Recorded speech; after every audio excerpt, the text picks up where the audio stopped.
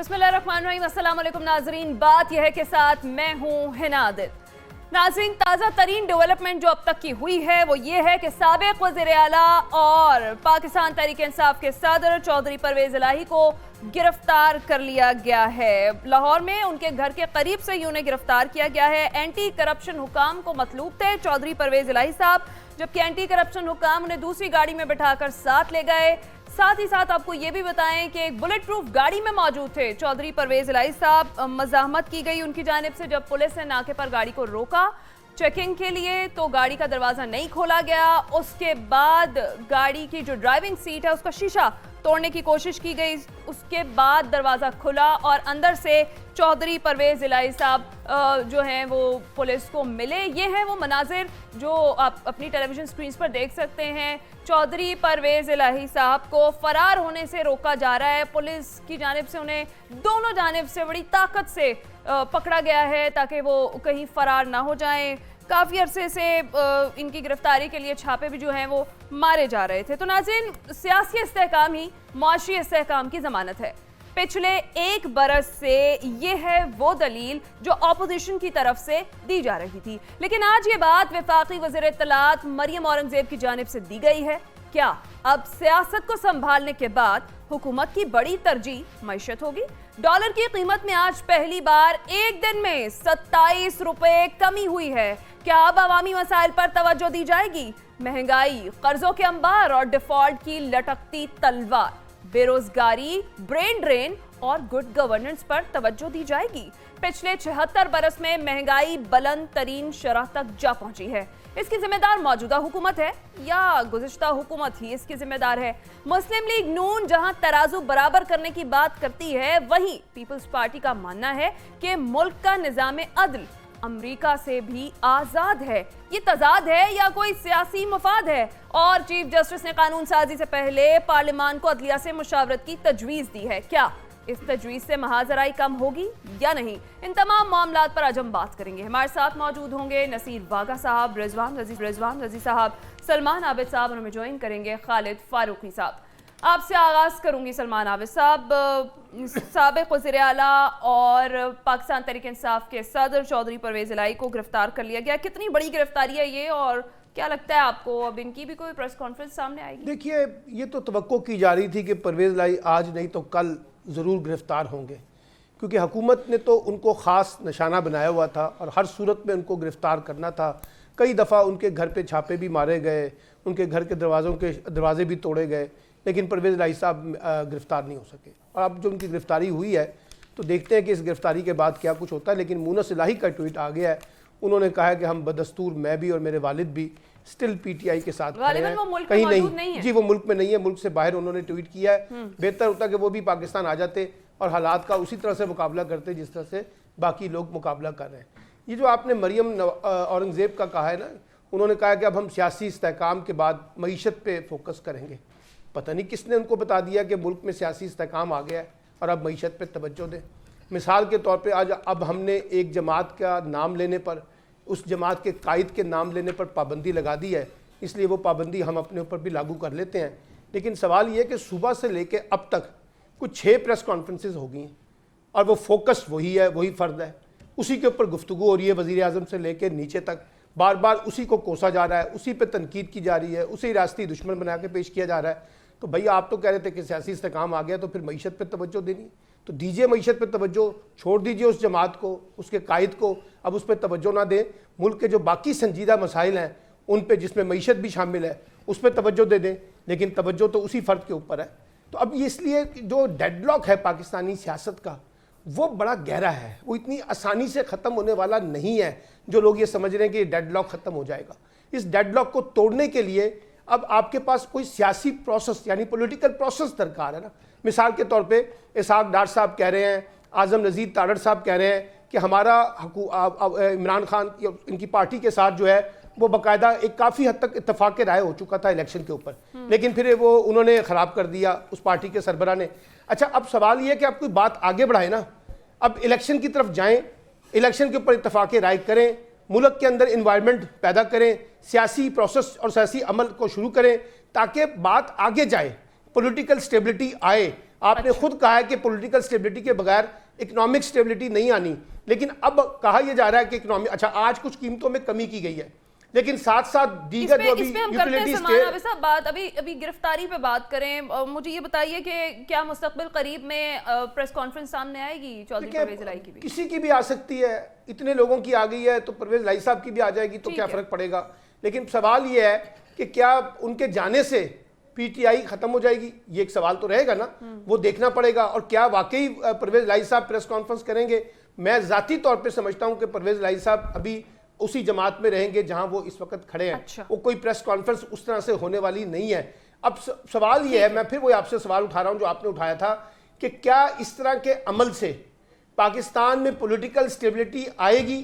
پہلا سوال تو یہ ہے نا، اس پولیٹیکل سٹیبلٹی کو ریلیٹ کر کے پھر آپ نے اکنامک سٹیبلٹی کی طرف جانا ہے نا، وہ تو ابھی ہمیں نظر نہیں آ رہی نا۔ تو یہ جو ساری باتیں ہمارے پاس چل رہی ہیں اور کہا جا رہا ہے کہ اب ہم یہ کریں گے تو یہ نہیں کریں گے، کل وہ وہی رہے ہیں جو کل تک وہ کر رہے تھے، اور آج بھی انہوں نے وہی کیا ہے جو کل وہ کر رہے تھے۔ ٹھیک ہے نصیر واگا صاحب، کیا تفصیلات ہیں اس گرفتاری کی؟ کب سے مطلوب تھے؟ کون سا مقدمہ ہے اینٹی کرپشن کا جس میں یہ مطلوب تھے؟ اور کافی دن سے جو ہے چھاپے بھی مارے جا رہے تھے ان کے گھر پر، اور سرچ وارنٹس بھی نہیں تھے بعض اوقات پولیس کے پاس، کبھی تھے بھی۔ کیا تفصیلات ہیں آپ کے پاس؟ دیکھیں، یہ جو مقدمات ہیں یہ اینٹی کرپشن جو ہے منڈی بہاؤدین اور گجرات انہوں نے درج کر رکھے تھے جب پرویز الہی وزیر اعلیٰ پنجاب تھے، اور یہ وہ دور ہے جب اسمبلیاں ڈیزالو کرنے کی باتیں ہو رہی تھیں، اور یوں لگ رہا تھا کہ پرویز الہی بہت کم عرصے کے لیے شاید چیف منسٹر رہیں گے، اور تاریخ آتی جا رہی تھی اسمبلیاں ڈیزالو کرنے کی، تو بہت ہی عجلت میں اور بہت ہی جلدی میں گجرات کو ڈسٹرکٹ بنایا گیا، اور اس کے لیے اربوں روپے کے جو فنڈز ہیں وہ ریلیز کیے گئے۔ جیسے یہ فنڈز ریلیز ہوئے، اس پہ اس وقت بھی بہت سارے لوگوں نے انگلیاں اٹھانی شروع کر دی کہ یہ طریقہ کار غلط ہے۔ عدالت میں بھی چیلنج ہوا، جی عدالت میں بھی بالکل چیلنج ہوا تھا، آپ نے درست کہہ رہے۔ اچھا، پھر اس علاقے سے بھی ایک ریزنمنٹ آئی، آگے سے رد عمل آیا کہ جی بہت بڑا ایک ایسا علاقہ تھا جو کاٹ کے گجرات میں ڈالا جا رہا تھا، اس پہ بھی لوگوں کی بہت ساری ریزرویشنز تھی، لیکن ان سب کو پسے پش ڈال کر پرویز الہی صاحب نے آنن فانن فٹافٹ گجرات کو ضلع ڈکلیئر کیا، اور ان کے لیے فنڈنگ یعنی بوریوں کے منہ کھول دیے۔ سچ تو یہ ہے، اور اس کے بعد یہ باتیں ہو رہی تھیں کہ یہ جو طریقہ کار اختیار کیا گیا ہے پیسہ دینے کا، بلکہ میں کہوں گا پیسہ لٹانے کا، یہ درست نہیں ہے۔ اس میں بہت سارے لوگوں کے پیٹ بھرے گئے، اور جو وہاں پہ ٹھیکیدار تھے وہ بھی من پسند لوگوں کو بہت بڑے ٹھیکے الاٹ کیے گئے۔ ایک بات آپ یاد رکھیے گا، جب سرکاری خزانے سے پیسے باہر نکل جاتے ہیں نا تو وہ واپس نہیں آتے، خاص طور پر اس طرح کی فنڈنگ، جب اس طرح کے فنڈز ہوتے ہیں ضلع بنانے کے لیے، وہ پیسہ تو سارا چلا گیا، اب اربوں روپے تھے۔ اس کے بعد جیسے ہی پرویز الہی صاحب جو ہے وزارت اعلیٰ سے ہٹے تو اینٹی کرپشن پنجاب نے وہاں کے سے سارا ریکارڈ اکٹھا کیا، اور اس ڈسٹرکٹ میں پرویز الہی کے خلاف مقدمہ درج کیا کہ انہوں نے یہ سارا کام غلط کیا، اور یہ پیسے انہوں نے غلط جاری کیے ہیں۔ غالباً اس کا طریقہ کار پر بھی بہت اعتراضات اٹھائے گئے کہ جی یہ بھی غلط طریقے سے پیسہ دیا گیا ہے، اور بہت بڑی اماؤنٹس جو تھیں وہ انہوں نے دی۔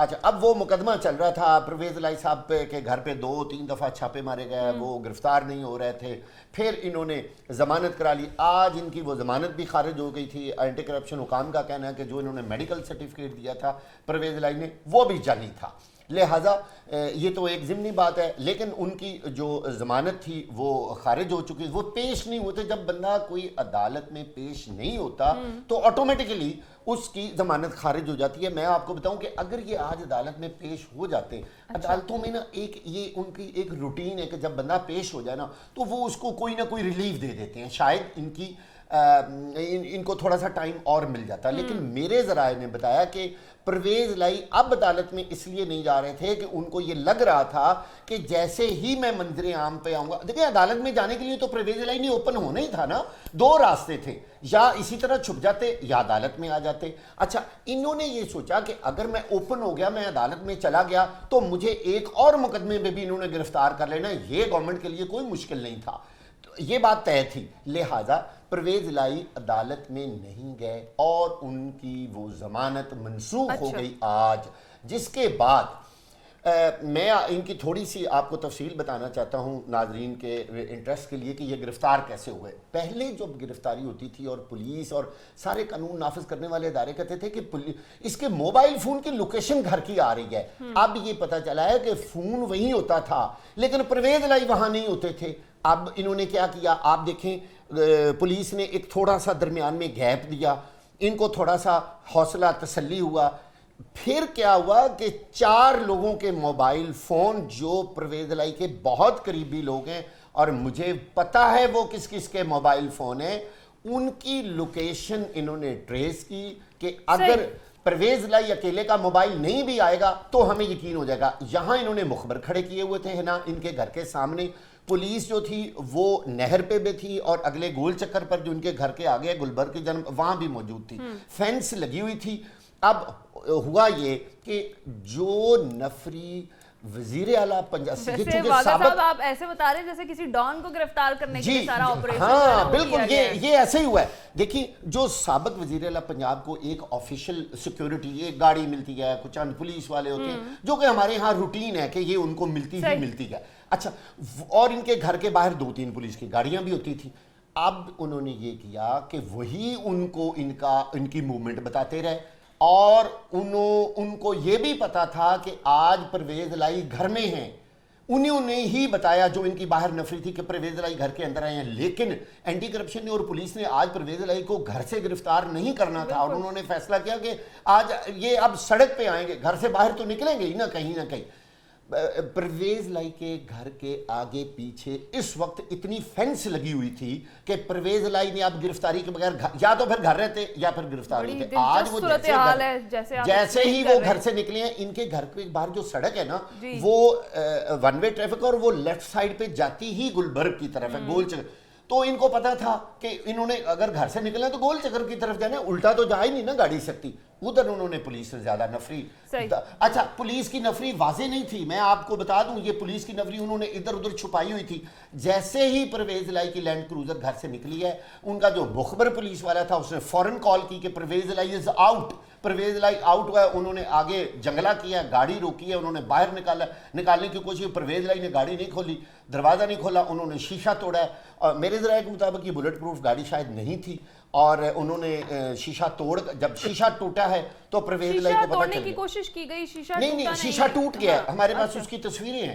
ہاں جی, شیشہ ٹوٹا ہے. شیشہ توڑنے کے بعد پرویز لائی کو پتہ چل گیا کہ اب تو یہ مجھے نہیں چھوڑیں گے. آخر وہ باہر آئے, انہوں نے پکڑا. اب اس وقت پرویز لائی جو ہیں وہ anti corruption headquarter Punjab کے سے ہاتھ سے نہ نکل جائیں دونوں جانب سے. نہیں آپ نہیں نکلیں گے. پولیس والوں نے انہیں پکڑا ہوا تھا. رضوان رضی صاحب کیا کہتے ہیں آپ, کیسے دیکھتے ہیں اس گرفتاری کو, کتنی بڑی گرفتاری ہے اور آپ کو لگ رہا ہے کہ ایک اور پریس کانفرنس آنے والی ہے؟ دیکھیے اس پہ میں ابھی آپ کو جواب دیتا ہوں, لیکن 2 باتیں جو ہیں. ایک تو یہ ہے کہ آرتھوپیڈک وارڈ سے انہوں نے نمونیے کا سرٹیفکیٹ جو لیا تھا میڈیکل کا, وہ عدالت نے اس کے اوپر سوال اٹھا دیا تھا اور اگر وہ آج پیش ہوتے تو انہیں اس کا جواب بھی دینا پڑنا تھا.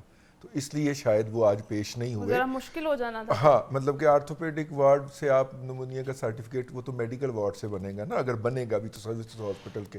تو ایک ان سے یہ غلطی ہو گئی. ظاہر ہے کسی کو بھیجا ہوگا, وہ غلطی کرایا ہوگا.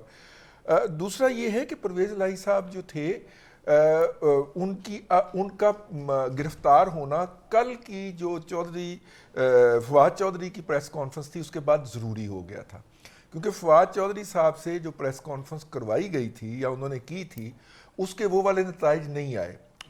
فواد چودھری صاحب نے جو دعویٰ کیا وہ 2 افراد کے بارے میں کہ شاہ محمود قریشی صاحب سے بات ہو گئی ہے اور اسد کیسر صاحب سے بات ہو گئی ہے, اور دونوں افراد نے آدھے گھنٹے کے اندر اندر ان کا ڈینائل جاری کر دیا کہ ان کی ہمارے سے کوئی کسی معاملے کے اوپر اتفاق ہوا ہے. رابطہ تو کا انکار تو نہیں ہوا لیکن اتفاق سے انکار ہو گیا. تو وہ جو ایک ہے کہ ایک ایسی پارٹی جس میں جو کہ عمران خان صاحب کا بیگیج نہ اٹھائے لیکن عمران خان صاحب کا ووٹ بینک اٹھا لے, کوئی ایسا گروپ تشکیل پا جائے جس کے اوپر جو ہے وہ عمران خان صاحب کی چھتر چھایا بھی ہو, ان کی مرضی بھی شامل ہو اس کی تشکیل کے اندر, لیکن 9 مئی ان کے اوپر نہ ہو, اس کو کھڑا کیا جائے. یہ والی کوشش ہو رہی ہے میں یہ پورے اس سینیریو میں. تو اب اس کو فواد چودھری صاحب نے لیڈ کرنے کی کوشش کی, ان کا پاؤں پھسل گیا تو اب چودھری صاحب اس کو میرا خیال ہے کہ لیڈ کریں گے، لیکن پریس کانفرنس ارلی نہیں آئے گی اگر ان کی پریس کانفرنس آتی بھی ہے، کیونکہ یہ معاملہ فواد چودھری صاحب کی ناکامی کے بعد گمبھیر ہو چکا ہے۔ اب یہ پریس کانفرنس جو ہے یہ اگلے 72 گھنٹے 48 سے 72 گھنٹے لے گی، ارلی نہیں ہوگی کہ بلکہ اس سے بھی زیادہ لے سکتی ہے۔ چودھری صاحب جو ہیں وہ اگرچہ 77 سال کے اندر ہیں لیکن انہوں نے ایک سیاسی جدوجہد کر رکھی ہے اور وہ نظر بند بھی رہ چکے ہیں۔ 12 اکتوبر 99 کو جب مارشاء اللہ لگا تھا تو کچھ عرصہ تک تو وہ اور شجاعت صاحب دونوں نظر بند بھی رہے تھے اور پھر قید میں بھی رہے تھے، تو رہ چکے ہوئے وہاں سے پھر ان کا جو بھی مذاکرات ہوئے تھے اس کے نتیجے کے اندر انہوں نے پی ایم ایل این چھوڑنے کا اعلان کیا تھا۔ تو میرا خیال ہے کہ یہ مذاکرات بھی تھوڑی دیر لگ سکتے ہیں، لیکن یہ پریس کانفرنس اگر ہوئی تو زیادہ امکان یہی ہے کہ چودھری صاحب سٹینڈ کریں گے عمران خان کے ساتھ، لیکن اگر پریس کانفرنس ہوئی تو یہ فواد چودھری والی پریس کانفرنس نہیں ہوگی، یہ لیتھل ہوگی۔ ٹھیک ہے، خالد فاروقی صاحب آپ کا کیا خیال ہے، آئے گی پریس کانفرنس؟ دیکھیے سارا کچھ ہو سکتا ہے، لیکن میرا اپنا یہ خیال ہے کہ جو گروپ بندی ہو رہی ہے پی ٹی آئی میں عمران خان کو مائنس فارمولے کے تحت، اس گروپ بندی میں پرویز الہی صاحب کس طرف جاتے ہیں؟ کیا وہ شاہ محمود صاحب کے ساتھ جاتے ہیں یا ان کے ساتھ باقی لوگ کچھ آتے ہیں؟ تو وہ ایک مضبوط دھڑا بن سکتا ہے۔ اب فواد چودھری کے بارے میں جیسا رضی صاحب نے کہا کہ یقینی طور پہ وہ کامیاب نہیں ہو سکے، لیکن پرویز الہی صاحب کے پاس یہ ابیلٹی ہے کہ وہ کچھ لوگوں کو اپنے پاس اکٹھا کر سکتے ہیں، وہ ماضی میں ایسا کرتے رہے ہیں، اور اگر ان کو شاہ محمود کی سپورٹ مل جاتی ہے تو وہ کم از کم پنجاب کی پالیٹکس میں ایک بڑا بنیادی کردار ادا کر سکتے ہیں۔ اور یہ کردار میرا اپنا یہ خیال ہے کہ اب جتنے بھی گروپ بنیں گے وہ سارے کے سارے گروپ ایک بات پہ متفق ہو جائیں گے، اور بدقسمتی کی بات یہ ہوگی کہ وہ مائنس عمران فارمولہ ہوگا۔ عمران خان اب کس گروپ کے ساتھ چلنا پسند کرتے ہیں اس کے بعد یہ دیکھنے کی بات ہے۔ کیا ان کو شاہ محمود قریشی جن کو وہ اپنا جانشین بنا چکے ہیں پہلے ہی، پرویز الہی جن کو وہ اپنی پارٹی کا صدر بنا چکے ہیں، یہ لوگ قبول ہیں، یا پھر وہ لوگ جنہوں نے ان سے بالکل الگ ہو کے دوسری طرف جا کے پریس کانفرنسیں کر دی، اور آنے والے دنوں میں وہ شاید اپنے سابق لیڈر کے خلاف باقاعدہ طور پہ میڈیا میں آ کے پریس کانفرنسیں بھی کریں اور دوسرے گروپوں کے ساتھ اتحاد بھی کریں یا ڈائلاگ کریں۔ یہ بات ہے سیاسی طور پہ پرویز الہی صاحب کے حوالے سے اور ان کے کسی بھی ممکنہ گروپ کے حوالے سے۔ باقی جو ان پہ یہ الزامات ہیں، یہ الزامات دیکھیے پچھلے 4-6 مہینے میں بہت شدت سے تھے، جب ان کی اسمبلی ڈیزالو ہونے والی تھی، جو گجرات ڈبیر کو بنانے والا معاملہ تھا، فنڈز وہاں ایلوکیٹ کرنے والا معاملہ تھا، اس میں یقینی طور پہ بڑی بے احتیاطی ہوئی ہے، اور اس بے احتیاطی کی وجہ سے، لیکن یہ جو گرفتاریاں ہیں یہ ان بے احتیاطیوں کی یا فنڈز کے غلط استعمال کی وجہ سے شاید نہیں ہو رہی، بلکہ یہ تو ایک پولیٹیکل انجینئرنگ کا ایک کمال ہے۔ اگر یہ پرویز الہی صاحب آج کوئی ایسی لائن اختیار کر لیتے ہیں جہاں پہ حکومت کو یہ خیال آتا ہے کہ یہ عمران خان یا پی ٹی آئی چیئرمین کے لیے، سابق چیئرمین کے لیے ڈیمیج کا باعث بن سکتے ہیں، تو ہو سکتا ہے کہ وہ سارے جتنے بھی ان کے اوپر الزامات ہیں، جو بھی ان کو چارجز ان کے اوپر الزامات لگائے جائیں گے، وہ سارے پھر واپس لے لیے جائیں یا کمزور پڑ جائیں یا ان پہ کوئی تفتیشی عمل یا تحقیقاتی عمل ہو ہی نہ۔ خالد فاروقی صاحب، میں سابق چیئرمین غلطی سے کیا گیا، میں ان کا جیسے ابھی خبر تو نہیں آ گئی آپ کے پاس، احتیاط کر رہے تھے کہ وہ دیکھیں جب جانشین کو بنا دیتا ہے نا جی اپنا، وہ سابق چیئرمین ہو جاتا ہے۔ اب انہوں نے جس طرح جانشین اپنا بنایا تو وہ سابق چیئرمین کی طرف چلے گئے ہیں، تو جو آنے والے دن ہیں اس میں ان کے ساتھ کیا معاملات ہوتے ہیں، یہ ہماری سٹیٹ جو کچھ کرنے والی ہے اور جس طرح کے رویے کا مظاہرہ کیا جا رہا ہے سیاسی طور پہ بھی اور اسٹیبلشمنٹ کی طرف سے بھی، تو اس میں تو ان کے لیے کوئی گنجائش نہیں رہ گئی۔ اب تو ان کے لیے یہ ہے کہ وہ سروائیو کتنا کر پاتے ہیں، کب تک کر پاتے ہیں، کیا وہ اپنے جو ان پہ الزامات لگیں گے کیا ان کا مقابلہ کریں گے، پارٹی کو اکٹھا رکھ سکیں گے، الیکشن میں حصہ لے سکیں گے، الیکشن میں پارٹی کو حصہ لینے دیں گے، ان کی پارٹی الیکشن میں پرفارم کیا کر پائے گی، ان کی پارٹی اقتدار حاصل کر سکے گی یا نہیں کر سکے گی۔ جو 2 صوبے ان کے بہت زیادہ کنٹرول میں تھے، ان میں کوئی ایک صوبہ بھی وہ حاصل کرنے میں کامیاب ہو سکیں گے یا نہیں، یہ بہت سارے وہ سوالات ہیں جو ان کے عمران خان کے سامنے ہیں اور ان پہ وہ کس حد تک غور کر رہے ہیں۔ پر میرا خیال ہے ابھی تک وہ اپنے مائنڈ سیٹ میں، مخصوص مائنڈ سیٹ میں ہیں جہاں پہ وہ کمیٹیاں بنا کے پھر تجربے کرنا چاہتے ہیں، جہاں وہ اپنے آپ کو پھر طاقتور سمجھ رہے ہیں، جہاں ان کا خیال ہے کہ لوگ جھکے ہوئے آئیں گے اور ان سے مذاکرات کی ڈیل نہیں کریں گے، بھیک مانگیں گے۔ سو جب تک وہ اپنی اس سوچ سے باہر نہیں نکل سکتے، یہ ابھی جیسے سلمان عابد بات کر رہے تھے کہ ڈیڈ لاک توڑنے والی بات، میں پہلے بھی عرض کرتا رہا ہوں کہ عمران خان نے طاقتور ہو کے ڈیڈ لاک قائم کیا، بنایا، ان کی طاقت جو تھی ڈیڈ لاک کا باعث بنی. اب ان کی جو کمزوری ہے وہاں پہ اگر وہ اپنی صحیح پوزیشن نہیں لیتے تو پھر بھی ایک ڈیڈ لاک رہے گا. انہیں سیاسی پلیئر بننا چاہیے، اور جب تک وہ سیاسی پلیئر بن کے وہ کردار ادا نہیں کریں گے جو سیاستدان لین دین کے ذریعے کچھ لوگ کچھ دو کی پالیسی کے تحت کرتے ہیں، اس وقت تک میرا خیال ہے کہ شاید معاملات ان کے کنٹرول میں اب آنے والے نہیں ہیں. درست. اگر عدالتوں میں اور ان عدالتوں میں جن پر اعتراض کیا جا رہا ہے یعنی ملٹری کورٹس میں کوئی کیسز شروع ہو گئے تو یہ صرف میں آپ کو میرا یہ اندازہ ہے اور اس طرح کی اطلاعات بھی ہیں کہ یہ کیسز صرف ان ورکروں کے نہیں ہوں گے جن سے عمران خان لا تعلقی کا اظہار کر چکے ہیں. یہ کیسز دیکھیے چیئرمین پی ٹی آئی تک جائیں گے، اور جب چیئرمین پی ٹی آئی تک جائیں گے اور ان کو وہاں جا کے سامنا کرنا پڑے گا تو پھر محمود و ایاز ایک جگہ پہ ہوں گے، پھر سب کو بھگتنا پڑے گا. اچھا میں یہاں پہ آپ کے سوال کا ایک منٹ کے لیے ایک بڑا اہم میرے ذہن میں دیکھیے جو یہ اس وقت سب سے بڑا سوال یہ ہے کہ پرویز لائی کیا پریس کانفرنس کریں گے یا نہیں کریں گے. یہ پورے پاکستان میں اس وقت یہ سوال ہر بندے کے ذہن میں آ رہا ہے. آپ یہ دیکھیں کہ یہ ڈیپینڈ کرتا ہے طریقہ تفتیش پہ.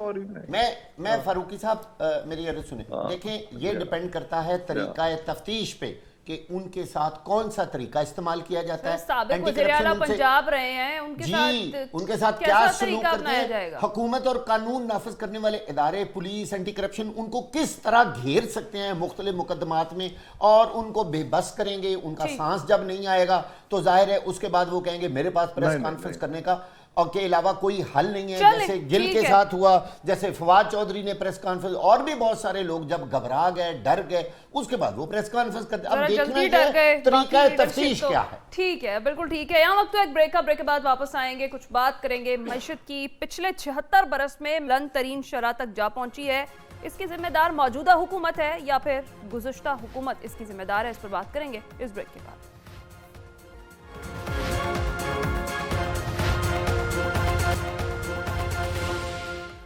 ویلکم بیک ناظرین. ڈالر کو ریورس گیئر لگ گیا ہے. اوپن مارکیٹ میں روپیہ مستحکم ہوتا دکھائی دے رہا ہے. اس کے برعکس مہنگائی کی شرح 76 سال میں بلند ترین سطح پر جا پہنچی ہے. ان حالات کا ذمہ دار کون ہے؟ معیشت کی بدحالی کا ذمہ دار کون ہے؟ موجودہ حکومت یا پھر گزشتہ حکومت اس کی ذمہ دار ہے؟ جی سلمان عابد صاحب. دیکھیے سابقہ حکومت پہ جتنے مرضی آپ الزامات لگا دیں، اب بنیادی جواب تو موجودہ حکومت کو دینا ہے. اسحاق ڈار صاحب اس قوم پر جس طریقے سے ایک بڑے بوجھ کے طور پر، عذاب کے طور پہ نازل ہوئے ہیں، اس کی سزا بھی یہ قوم بھگت رہی ہے. جتنی مرضی وہ پریس کانفرنسیں کریں، جتنا غصے میں آ جائیں، جتنا مرضی جرنلسٹوں کو لتاڑ دیں، اگر ان کا خیال ہے کہ اس سے اس حکومت کی کوئی نیک نامی ہو سکتی ہے، وہ تو ہونے والی نہیں ہے. یہ ڈالر نیچے چلا گیا ہے، ڈالر اوپر چلا جائے گا، روس سے تیل آ جائے گا، برادر اسلامی ملک پیسے دے دیں گے، IMF سے معاہدہ ہو جائے گا. بنیادی نوعیت کا سوال یہ ہے کہ کیا عام آدمی کو ریلیف مل سکے گا، اور عام آدمی کو ریلیف دینے کے لیے اس وقت حکومت کے پاس کیا آپشنز ہیں، یہ سوال. دوسری بات یہ ہے کہ آپ نے 9 تاریخ کو یا 10 تاریخ کو بجٹ پیش کرنا ہے.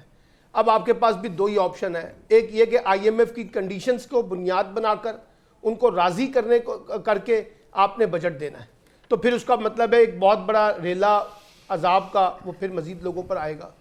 اور دوسری بات یہ ہے کہ آپ IMF کو نظر انداز کرتے ہیں تو پھر وہاں سے معاملہ سارا خراب ہوتا ہے. خبر تو یہ ہے کہ حکومت نے IMF سے موجودہ قرض پروگرام جو ہے وہ نامکمل ہی ختم کرنے کا فیصلہ. چلیں وہ ختم کر کے دیکھ لیں، پتہ چل جائے گا وہ کیا کرتے ہیں. عمران خان صاحب نے بھی بڑے دعوے کیے تھے، وہ بھی ہم دیکھ لیتے ہیں. دوسری بات یہ ہے کہ آپ نے کیونکہ الیکشن میں بھی جانا ہے اس سال، تو آپ کو ایسا بجٹ دے دیں، اس میں ایسا اعداد و شمار کے اندر ہیرا پھیری کریں کہ جس سے سارا ترتیب اس کی خراب کر دیں، وقتی طور پہ فائدہ اٹھانے کی کوشش کریں. اس سے بھی IMF جیسے ادارے جو ہیں وہ آپ سے نالا ہو جائیں گے. تو میرا خیال یہ ہے کہ بنیادی طور پر اس وقت کوئی ایسا ریموٹ کنٹرول حکومت کے پاس نہیں ہے کہ اگر حکومت لوگوں کو ریلیف دینا چاہے، جو کہ دینا چاہتی ہوگی، خواہش ہوتی ہے ہر حکومت کی، اور خاص طور پہ الیکشن میں جانے سے پہلے تو ہر ایک حکومت کی خواہش ہوگی کہ وہ لوگوں کو ریلیف دیں، لیکن یہ بڑا ریلیف ملنے والا نہیں ہے. اگر آپ ایک چیز کی قیمت گرائیں گے تو 10 چیزوں کو آپ کو فردر اس قیمتوں کو اضافہ کر کے اس اماؤنٹ کو بیلنس کرنا پڑے گا، اور یہ آج کیا بھی ہے. آج یوٹیلیٹی سٹور نے جو اپنی لسٹ جاری کی ہے اس میں بے تحاشا قیمتوں میں اضافہ کر دیا ہے، ادھر سے کچھ چیزوں میں کمی کر کے بیلنس کر لیا ہے. اس لیے میں یہ سمجھتا ہوں، اور یہی وہ اس وقت بنیادی نقطہ ہے جس کی وجہ سے حکومت جو ہے انتخابات سے گریز کر رہی ہے، انتخابات میں نہیں جا رہی. اس کو پتہ ہے کہ انتخابات میں جانے کا مطلب کیا ہے، لوگوں کا رد عمل کیا آئے گا. اور میں آپ کو بڑے موثوق طریقے سے بتا رہا ہوں، 2-3 وفاقی وزراء کے ساتھ جو ہماری گفتگو ہوئی اس میں انہوں نے کہا کہ ہمارے پاس ہے کیا، پلے کیا ہے ہمارے جو ہم جا کے الیکشن لڑیں گے. کون سا ایسا کارنامہ ہم نے معاشی بنیادوں پر کر دیا ہے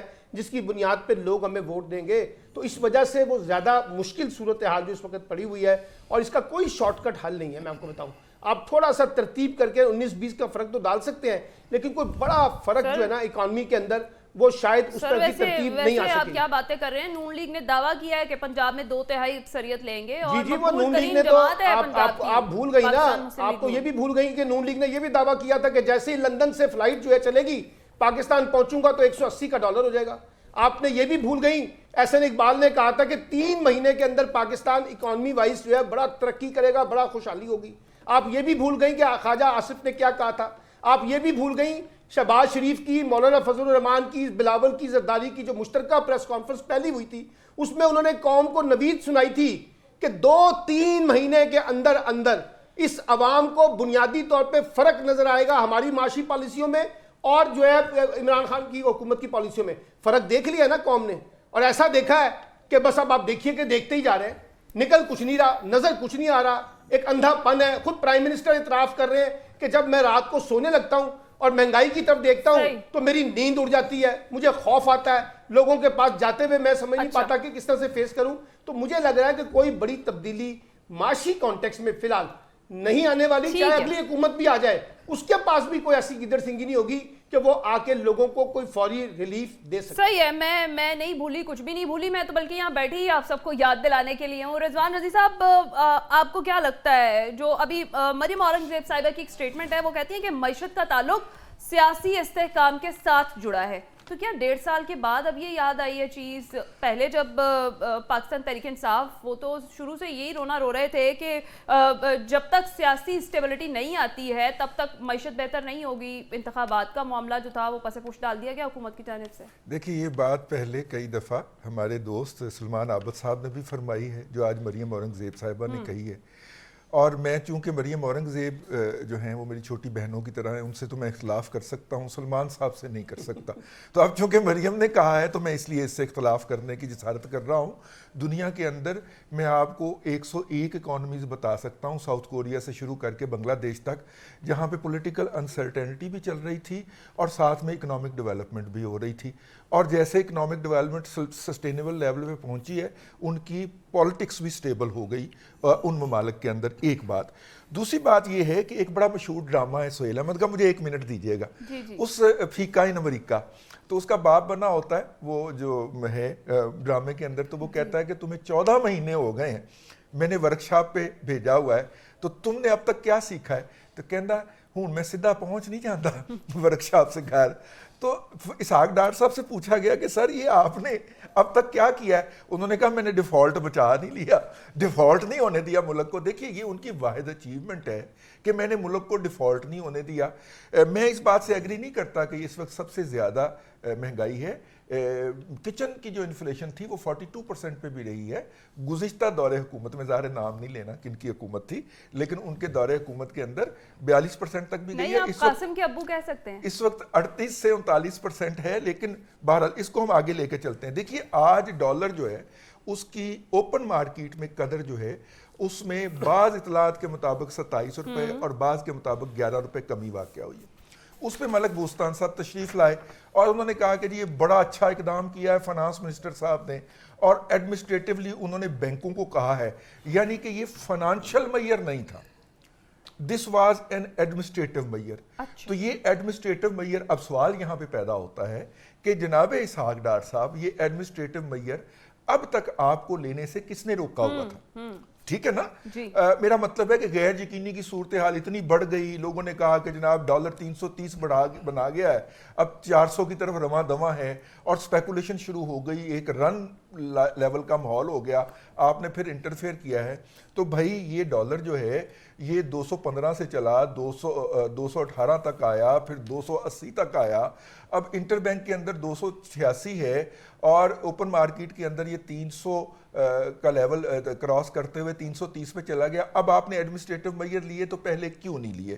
ظاہر ہے کہ لوگوں نے بینکوں سے پیسے لے کے ڈالر خرید کے رکھے ہوئے تھے. جب بینکوں نے انہیں کہا کہ بھائی یا سیکیورٹی دے دو یا پیمنٹ واپس کر دو, تو انہوں نے ڈالر بیچ کے تو بینکوں کو ادائیگیاں کر دیں. ڈالر کی سپلائی زیادہ ہو گئی, جس کے نتیجے کے اندر اس کی پرائس سستی ہو گئی. دوسری بات, آج گھی کی قیمت کے اندر بھی کمی کا اعلان کیا گیا ہے. اب گھی کی کیلکولیشن جو ہے موجودہ پرائس کی وہ $1800 پر میٹرک ٹن پام آئل کے اوپر کیلکولیٹڈ ہے. اس وقت پام آئل کی قیمت کم ہو کے $650 سے $750 پر میٹرک ٹن ہو چکی ہوئی ہے, لیکن اس ریشو کے حساب سے کوکنگ آئل کی اور گھی کی قیمتیں کم نہیں ہوئیں. یہ کس نے کروانی ہے؟ 35 سے 65 روپے مختلف برانڈز کی قیمتوں میں کمی کا اعلان ہوا ہے. یہ آئی واش ہے. میرا خیال یہ ہے کہ اس کی طرف بھی غور کیا جانا چاہیے. Same as the case with L P G, جس کی قیمتوں کے اندر 35 روپے پر کے جی کمی کا آج نوٹیفیکیشن ہوا ہے. میرا خیال ہے کہ یہ کمی اس سے بہت زیادہ ہونی چاہیے. اچھا, یہ سارے ایڈمنسٹریٹو میئر ہیں, یہ فائنانشل میئرز نہیں ہیں, یہ بات ذہن میں رکھیے گا. تو حکومت کو ایڈمنسٹریٹو ڈیسیجن لینے کے اندر کون سی چیز روک رہی ہے؟ اتحادی روک رہے ہیں, یا ان شعبوں کے اندر بنے ہوئے جو مافیاز ہیں وہ روک رہے ہیں؟ وہ قوم کے سامنے سارے حقائق لے کے آئے. اگر نہیں لے کے آتے تو پھر یہ ایکشن لیں, اور ایکشن لیتے ہیں تو آپ اتنی لیٹ لیتے ہیں. لیکن اس ایکشن کے نتیجے کے اندر میری یہ رائے ہے کہ حکومت الیکشن موڈ میں چلی گئی ہے. اور اکتوبر کے اندر جو الیکشن ہے اس کی باقاعدہ تیاری شروع ہو گئی ہے.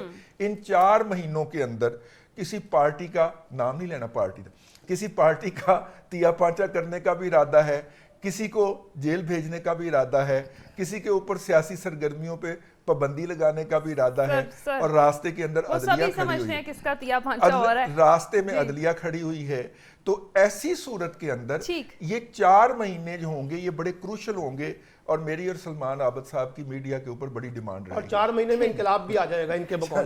صحیح ہے, میں نے یہ کب کہا ہے یار, آپ کی اور میری بڑی ڈیمانڈ رہے گی میڈیا کے اوپر تبصرہ نگاری کے محاذ سے. سر انقلاب نہیں تو انتخاب تو آ ہی جائے گا. آگے چلتے ہیں. نصیر واگا صاحب, آپ کیا کہتے ہیں, کون ہے ذمہ دار مہنگائی کی بلند ترین جو شرح ہے اس وقت, موجودہ حکومت یا پھر گزشتہ حکومت؟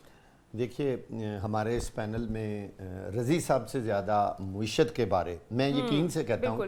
میں جب ایک پچھلے ٹی وی چینل میں تھا تو وہاں بھی رضی صاحب کو ہم اس حوالے میں گرو مانتے تھے, اور ماشاءاللہ ان کا بڑا لمبا. آج جو انہوں نے باتیں کی ہیں نا, یقین جانیں یہی بات تھی کہ یہ جو ایک ایڈمنسٹریٹو طریقہ کار اختیار کر کے, میں ذرا آسان لفظوں میں کہنا چاہتا ہوں کہ شاید بزور بازو مصنوعی طریقے سے یا چکر چلا کے کہا ڈالر کو نیچے کرو, یہ قیمت کم کر دو, یہ مطلب حقیقت میں مہنگائی کم نہیں ہوئی, کی گئی ہے اپنی ٹیکنیک سے, جس کو انہوں نے کہا ایڈمنسٹریٹیولی, اور یہی طریقہ غلط ہے. میں ایک اور آپ کو بات بتاتا ہوں. میں چند دن پہلے میرا ایک غیر ملکی بینک میں اکاؤنٹ ہے, وہاں میں نے دیکھا کہ پاکستانی کرنسی کے بہت زیادہ نئے نوٹ تھے. میں نے مینیجر سے پوچھا,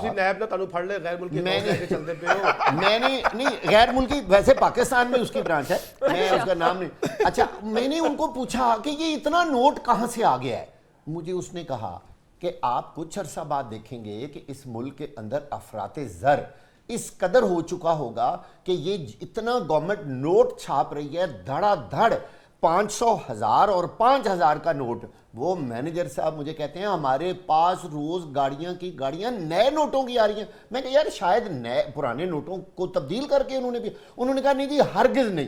میں اس کی تصدیق کے لیے میں نے اسٹیٹ بینک آف پاکستان اپنے ایک دوست سے رابطہ کیا, وہاں سے بھی مجھے یہی جواب ملا. انہوں نے کہا جی کہ حکومت اس وقت اتنا زیادہ نوٹ چھاپ رہی ہے, آپ لوگوں کو پتہ جائے گا آنے والے وقت میں کہ ہو کیا رہا. اچھا, اب ہم اس بات پہ آ جاتے ہیں مہنگائی کی جو شرح. یہ شکر ہے کہ جو محکمہ ادارہ شماریات ہے اس کے اوپر حکومت کا کنٹرول ہے, لیکن یہ شاید ان کو صحیح اعداد و شمار جاری کرنے سے روک نہیں پا رہے. آپ دیکھیے, میرے لیے جو سب سے زیادہ خوفناک بات یہ ہے کہ شہروں میں مہنگائی کی شرح 48.1%, اور دیہی علاقوں میں 52.4%. ذرا اندازہ لگائیں کہ دیہی علاقوں میں اگر یہ مہنگائی اس قدر بڑھ گئی ہے تو ملک کہاں جا رہا ہے؟ ماہانہ بنیادوں پر مہنگائی کی شرح میں 1.58% اضافہ. یہ محکمہ شماریات کی میں آپ کو فگرز بتا رہا ہوں. اچھا، مہنگائی کی مجموعی شرح 38% تک پہنچ گئی. رواں مالی سال کے 11 ماہ میں مہنگائی کی شرح 29.16%. ذرا آپ لیول دیکھیں مہنگائی کا. ایک ماہ میں شہروں میں 1.50% اور دیہی علاقوں میں یہ ایک ماہ کی 1.69% مہنگائی میں اضافہ ہوا. اور یہ اعداد و شمار ہیں محکمہ ادارہ شماریات کے. ملک میں مہنگائی کی شرح 75 ایئرز میں اس وقت بلند ترین یہ شرح ہے. ٹھیک ہے بھائی، سارے لوگ تو جنگ و جدل لڑائیوں میں اس وقت بزی ہیں. سیاسی لڑائیاں، حکومت کی لڑائیاں، مقدمات کرنے، گرفتار کرنے، کسی کو آگے کسی کو پیچھے، مطلب مینج کر رہے ہیں اپنے. اس طرف کسی کی کوئی توجہ نہیں ہے کہ ملک کہاں جا رہا ہے، قوم کہاں جا رہی ہے، غریب کہاں جا رہا ہے، لوگ کس طرح پس رہے ہیں. آخری بات کروں گا. آپ یہ جو آپ دیکھ رہے ہیں پیٹرول پچھلی دفعہ 12، اس دفعہ 8 روپے ڈالر سدا. یہ کیا ہے؟ حکومت کو ان کے قریبی لوگوں نے کہا ہے کہ اگر آپ نے تحریک انصاف پر پابندی لگانی ہے یا اس کو مزید گرل کرنا ہے، ان کا ووٹر توڑنا ہے، تو جب تک آپ لوگوں کو یہ لالی پاپ نہیں دیں گے، یہ چیزوں کی قیمتیں کم نہیں کریں گے. چاہے آپ نقصان ہی اٹھا لیں سبسڈی میں، لیکن لوگوں کو ایک دفعہ یہ انجیکشن لگاتے جائیں، لوگوں کو یہ دیں، سہولتیں دیں، تاکہ آپ کا ووٹ بینک بڑھے. میں آپ کو یہ یقین سے کہہ رہا ہوں کہ یہ جو بھی بارودی سرنگیں تو نہیں کہیں گے، یہ بارودی سرنگیں ہیں. اصل میں اس کا اثر بعد میں ہوگا. پتہ چلے گا لوگوں کو کہ یہ جو 20 روپے 2 مہینوں میں پیٹرول کی قیمت کم ہوئی ہے، اس کے اثرات یہ غلط طریقے ہیں. ملک کو مضبوط کرنے کے لیے جب تک ایکسپورٹس نہیں نہ بڑھنی، آپ بھول جائیں. آپ سارا کچھ تو باہر سے لے رہے ہیں، آپ بنا ہی ہم لوگ کچھ نہیں رہے تو ملک میں تو برباد ہونا ہی ہونا ہے. الو تو بنا رہے ہیں، الو بنا رہے ہیں. بس یہ آپ نے صحیح کہا، الو بنا رہے ہیں. غزلوں سے بنتی آ رہی ہے عوام. ٹھیک ہے خالد فاروقی صاحب، آپ کیا رائے رکھتے ہیں؟ کیا اب حکومت کی توجہ آ گئی ہے معیشت کی جانب اور حالات بہتر ہوں گے؟ آ جائے گی توجہ تو پھر کیا ہو جائے گا؟ کچھ بھی نہیں ہے. پہلے بھی ان کی توجہ تھی، ابھی ساری وضاحت تو ہو چکی. ڈار صاحب کے بارے میں ہوا کیا ہے؟ ڈالر 27 روپے کمی ہوئی ہے ڈالر کی قیمت میں ایک ہی دن میں. کچھ بھی نہیں ہوا. کیسے لگا؟ کچھ بھی نہیں ہوا. کچھ بھی نہیں ہوا. یہ ایڈمنسٹریٹو ایک سٹیپ تھا، جیسے رضی صاحب نے کہا. آج کے دن وہ لیا گیا اور اس کا نتیجہ یہ آ گیا.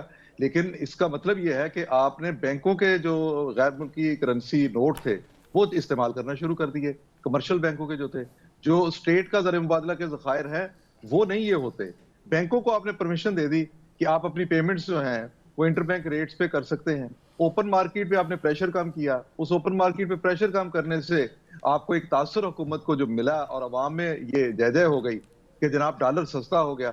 لیکن اصولی طور پہ تو ڈالر وہی کا وہی ہے پہلے. لیکن میں یہ بھی مانتا ہوں کہ پہلے بھی ڈالر کے اگر ریٹ زیادہ ہیں. مختصر مدتی اقدام ہے کیونکہ اسٹیٹ بینک کی جانب سے جو سرکولر جاری کیا گیا، کیونکہ بینکوں کو دی گئی جو اجازت ہے 31 جولائی کو ختم ہو جائے گی. 31 جولائی تک ہے. لیکن آپ نے ایک بلومبرگ کی رپورٹ بھی پڑھی ہوگی تھوڑے دن پہلے، جس پہ یہ تھا کہ 265-70 کے قریب ڈالر کا ریٹ ہے اور یہاں ہمارا روپیہ جو ہے یہ انڈر ویلیو ہے. تو روپے کو صحیح اس کی جگہ پہ رکھنا یہ حکومت کا کام ہوتا ہے. یہی اس کی مینجمنٹ ہوتی ہے جس میں ہماری وزارت خزانہ بری طرح فیل ہو رہی تھی. اب انہوں نے ایک سٹیپ اٹھایا ہے، وقتی طور پہ اس کا کچھ فائدہ ہوگا. پیٹرول انہوں نے سستا کیا، بجٹ کی تیاری کر رہے ہیں، الیکشن کی تیاری کر رہے ہیں. لیکن جو چیزیں حکومتوں کے کرنے کی ہوتی ہیں وہ بہتر گورننس بھی ہوتی ہے. بہتر گورننس نہ ہونے کی وجہ سے پاکستان میں مہنگائی اس قدر زیادہ ہے. پاکستان میں مافیات کا راج ہے. کبھی گندم مافیا آتا ہے، کبھی چینی مافیا، کبھی آئل مافیا. اور یہ جتنا دکاندار طبقہ ہے اس کے اوپر کوئی پکڑ نہیں ہوتی. مصنوعی مہنگائی اور اصل مہنگائی، اس کی اگر آپ ریشو الگ الگ کریں گے تو آپ کو معلوم ہو جائے گا کہ ایک کسان، مثال کے طور پہ ہمیں یہ دیکھنا پڑے گا نا. ویسے سر ایک چیز میں ایڈ کر دوں، انٹرسٹنگلی ورلڈ سٹیٹس کے کچھ سٹیٹسٹکس جو ہیں وہ جاری کیے گئے ہیں، اس کے مطابق جنوبی ایشیا میں سستا ترین ملک ہے پاکستان. اس پہ 1 منٹ مجھے دیجیے گا. نہیں میں اس کے باوجود یہ آپ کو یہ بتا رہا ہوں نا کہ جو منڈی میں سپلائی کرتا ہے کسان، جو کوئی سپلائی کرتا ہے اس کا ریٹ آپ چیک کریں، اور جو ایک آپ شہری تک جو وہی چیز پہنچتی ہے اس کا ریٹ آپ چیک کریں. وہ کسان تو بیچارہ آج بھی پاکستان میں بدقسمت ترین شخص ہے، کیونکہ اس کو جو کچھ وہ محنت کرتا ہے پورا سال، پورے 6 مہینے ایک فصل پہ لگا کے، اس کو تو اس کا کچھ نہیں ملتا. اگر اس کو کچھ مل رہا ہو تو اس کی آپ حالت بدلتی دیکھیں. پاکستان میں کسان تو اسی حالت میں ہیں. سو اس لیے کسانوں کا معاملہ الگ ہے. یہاں پہ بیوپاری اور یہاں پہ جو ہمارا امپورٹر ہے، یہ ساری اس کی ہٹ درمی ہے، اس کا ایک یہ مافیا ہے، اور اس مافیا کے اوپر بیٹھی سرپرستی کرنے والی حکومتیں ہیں. حکومتوں کے جو وزیر ہوتے ہیں، ارکان اسمبلی جو ہیں، اور بڑے بڑے جو لوگ ہیں، ان سب کے بزنس ہیں. آپ انڈیا میں کسی بھی چیز کا ریٹ دیکھیں، اگر آئل کو امپورٹ انڈیا میں کیا جاتا ہے اور وہی اس کی پرائس جو ہے پاکستان سے کہیں آدھی ہے، تو اس کا مطلب یہ ہے کہ یہاں یا تو گورنمنٹ ٹیکسز لے رہی ہے، یا پھر جو خریدنے والا ہے امپورٹر جو ہے وہ سپلائی مہنگی کر رہا ہے. یہ چیزیں جب تک حکومتیں نہیں کریں گی اس وقت تک تو کچھ بھی نہیں ہو سکتا. اور عوام کے لیے آپ جتنی بات کرنا چاہیں گی ایک پروگرام میں کر کے ہم اٹھ جائیں گے، پر حکومتیں جب تک اس پہ سٹیپ نہیں لینا چاہیں گی، اصل میں وہ نہیں چاہیں گی کہ عوام کے مسائل حل کرے، تب تک یہ مہنگائی کنٹرول کرنا ناممکن ہے. ٹھیک ہے رضی صاحب، کیا ایڈ کریں گے آپ؟ 76 سال میں اسٹیٹسٹک تو یہ کہتے ہیں کہ بلند ترین سطح ہے مہنگائی کی، اور دوسری جانب یہ بھی کہتے ہیں کہ سستا ترین ملک ہے پاکستان جنوبی. ہاں سستا ترین ملک کی دیکھیں نا، بات یہ ہے کہ پاکستان کا $1 300 روپے کا ہے تقریباً، کم و بیش. اور جب آپ روپی ٹرم کے اندر چیزیں دیکھتے ہیں تو وہ بھلے مہنگی ہوئی ہیں، لیکن ڈالر ٹرم کے اندر جب لوگ تو ڈالر ٹرم کے اندر کیلکولیٹ کرتے ہیں نا، انہیں کیا پتا کہ ہمارے ہاں ایک مزدور کی تنخواہ $1000 یا میکسیمم $1200 پر ڈے ہے، جو کہ $3 بھی نہیں بنتا. اور $3 پر ڈے کمانے والا شخص جو ہے وہ غربت کی سطح سے نیچے زندگی گزار رہا ہوتا ہے، خطے غربت سے نیچے زندگی گزار رہا ہوتا ہے. تو ایسی صورت کے اندر جو ہے ابھی ڈالر ٹرم کے اندر ہماری معیشت نے ایڈجسٹ کرنا ہے، اور جب وہ ایڈجسٹمنٹ میں جائے گی جیسے کہ ابھی واگا صاحب نے فرمایا، تو پھر ایک افراط زر کا طوفان باد و باران ہوگا جو آئے گا. تو اس لیے وہ ڈالر ٹرم کے اندر کیلکولیٹ کر رہے ہیں کہ پاکستان سستا ترین ملک ہے، اور ہم روپوں میں جب دیکھتے ہیں تو وہ ہمیں مہنگا ترین لگتا ہے. بالکل ٹھیک ہے. بڑا اہم ایک بیان جو ہے وہ پاکستان پیپلز پارٹی کے رہنما قمر زمان قاہرہ کی جانب سے دیا گیا ہے، وہ پہلے سنتے ہیں پھر اس کے بعد اس پر گفتگو. پاکستان کی عدالتیں امریکہ سے بھی زیادہ آزاد ہیں، قمر زمان قاہرہ صاحب یہ کہتے ہیں. کیا واقعی درست بات ہے یہ سلمان عابد صاحب؟ میرا لگتا ہے پیپلز پارٹی آج کل کہیں ایسے رومانس کے اندر چلی گئی ہے کہ اسے بہت کچھ اچھا لگ رہا ہے. یہ حضرت جو ہے قمر الزمان قاہرہ صاحب فرما رہے تھے کہ ریاست کے پاس تشدد ایک بڑا ہتھیار ہے، اس کو جسٹیفائی کر رہے تھے 3 دن پہلے. وہ پیپلز پارٹی جو بنیادی طور پر انسانی حقوق کی سب سے بڑی علم بردار ہے، اس کا ایک وزیر جو ہے وہ ریاستی تشدد کو جسٹیفائی کر رہا ہے. یہ ذہن میں رکھیے گا. آج وہ عدالتی نظام کو جس طریقے سے کہہ رہے ہیں، اسی عدالتی نظام کے بارے میں محترمہ بے نظیر بھٹو کیا کہتی رہیں، آصف علی زرداری صاحب کیا کہتے رہے، پیپلز پارٹی کی پوری قیادت رضا ربانی سمیت کیا کچھ کہتی رہی. آج ماشاءاللہ انہوں نے اس کو اخلاقی سرٹیفکیٹ بھی دے دیا ہے اور ایک شفافیت کا سرٹیفکیٹ بھی دے دیا ہے. تو لگتا ہے کہ پیپلز پارٹی کافی خوش ہے. انہی کی اتحادی جماعت مسلم لیگ نون اب کیا کہتی ہے وہ بھی تو شامل کریں. ابھی آپ تھوڑے دن ٹھہر جائیے، آپ کو ایک ماشاءاللہ ڈیموکریٹک فورسز کے اندر ایک لڑائی آپ دیکھنے کو ملے گی اگلے چند عرصے میں. وہ پیپلز پارٹی اور مسلم لیگ نون کی، اور جو جس طرح کی پنجاب میں سیاست ہو رہی ہے، اور جس طرح سے آصف علی زرداری صاحب ڈیڑے لگا رہے ہیں، اور جس طرح سے جہانگیر ترین گروپ اور مسلم لیگ کاف بن رہا ہے، مسلم لیگ نون کے اندر ایک نئی فرسٹریشن جنریٹ ہو رہی ہے. تو ابھی دیکھیے گا ماشاءاللہ یہ واپس اسی 90 کی دہائی میں جا کے جب ایک دوسرے کے کپڑے اتاریں گے تو آپ کو پتہ چل جائے گا کہ یہ مساق جمہوریت کے 2 بڑے چیمپئن جو ہیں کیسے چیزوں کو لے کے چلتے ہیں. ٹھیک ہے رضی صاحب، مجھے تو لگتا ہے کہ چارٹر آف ڈیموکریسی جو ہوا تھا، میں جان کی امان پا کے سلمان بھائی سے اختلاف کرنے لگا ہوں، جو چارٹر آف ڈیموکریسی ہوا تھا اس کا ایک تیسرا فریق تیار ہو رہا ہے. آپ ان کا نام تو ہم نہیں لے سکتے، لیکن وہ تیسرا فریق ہوگا جو اس چارٹر آف ڈیموکریسی کے اندر کرے گا. اور وہ اونٹ کا ہونٹ نہیں گرنے لگا، یہ ان پارٹیوں کے اندر نہیں ہونے لگی. شاپنگ جاری ہے. نہیں رضی صاحب، یہ جو قمر زمان قاہرہ صاحب کا قمر زمان قاہرہ صاحب کیا کہیں گے آپ؟ قمر زمان قاہرہ صاحب کا جو بیان ہے वो मेरा ख्याल है तंजिया तौर पे उन्होंने कहा है। उनका उसको तंज में लेना चाहिए कि पाकिस्तान की अदालतें तो बहुत ज्यादा आजाद है, क्योंकि jurisprudence यूएसए जुडिशरी की रैंकिंग है वो 26 है out of 140 countries world wide, और पाकिस्तान की 129 जी 129। देखिए बात ये है कि तंजिया तौर पे उन्होंने कहा है कि पाकिस्तान के अंदर jurisprudence रीराइट होती है। एक जज जो है वो कहता है कि जी मैंने जो 6 माह पहले फैसला दिया था उस वक्त मेरा जहन सही काम नहीं कर रहा था, अब मैं जो फैसला देने लगा हूं उसके बिल्कुल उलट अब मैं सही देने लगा हूं, और इसके ऊपर अमल दरामद करना चाहिए। तो जब उन्हें कहा जाता है ठीक है फिर पिछला ऑर्डर रिकॉल कर ले, वो कहता नहीं नहीं वो ऑर्डर उस वक्त के लिए ठीक था, अब मैं जो फैसला देने लगा हूं वो इस वक्त के लिए ठीक है। तो मेरा मतलब है कि jurisprudence CRPC सब कुछ रीराइट हो रहा है यहाँ पे इंडिपेंडेंस ऑफ जुडिशरी के नाम के ऊपर, इसलिए उन्होंने तंज फरमाया। वैसे कमरुज़्ज़मा कायरा बड़े खुशकिस्मत है कि रिजवान साहब की जस्टिफिकेशन उनके साथ जुड़ी हुई। अच्छा ठीक है, नसीर वाक़ा साहब, मुस्लिम लीग नून निज़ाम अदल से नाला है लेकिन पीपल्स पार्टी अदलिया से राजी, क्या कहेंगे?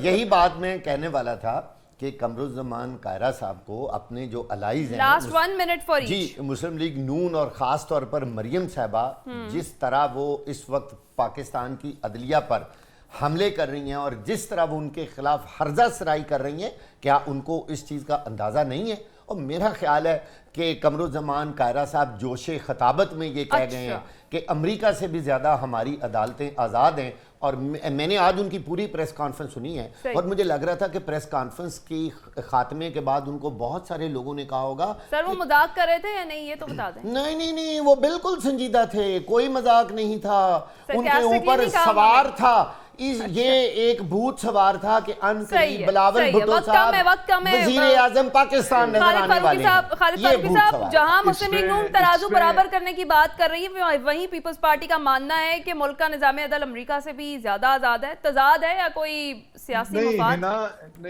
उन्होंने बुनियादी तौर पे जो बात की थी, वाकयात को तसलसल में रहना चाहिए। उन्होंने जो बुनियादी तौर पे बात की, उन्होंने कहा कि मिलिट्री कोर्ट्स की हम हिमायत नहीं करते। दूसरी बात उन्होंने कहा किसी जमात को बैन करने की पीपल्स पार्टी हिमायत नहीं करती। ये 2 बातें उन्होंने कही थी और उसमें यह था कि मिलिट्री कोर्ट्स के मुकाबले में जाहिर है कि हमारा जो मौजूदा निज़ाम अदल है ये कोई वजाहत नहीं है। मैं समझता हूं उनका मौक़िफ़ क्या है और उनसे कई दफा बात भी इस हवाले से होती रही है। मिलिट्री कोर्ट्स के हवाले से उनका जो मौक़िफ़ है वो ये कि उसके मुकाबले में हमारा निज़ाम अदल जो है वो बेहतर परफॉर्म कर सकता है या बेहतर डिलीवर कर सकता है। सो इसको इस तनाज़ुर में लेना चाहिए।